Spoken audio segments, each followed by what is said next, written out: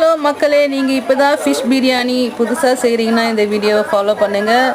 மீனை நம்ம இந்த மாதிரி தேவையான மசாலா போட்டு கொஞ்சம் லெமன் போட்டு, நம்ம லெமன் மிஸ் ஆகிடுச்சு, லெமன் போட்டு நம்ம மசாலா ரெடி பண்ணிக்கிறோம். வலை மீனில் செய்யுங்க, பெரிய மீனில் தான் செய்யணும் அவசியம் இல்லை, சின்ன மீன்லேயும் நம்ம செய்யலாம். மீனை வறுத்து எடுத்துட்டு அதே எண்ணெயை நம்ம ஊற்றி அதில் வந்து நம்ம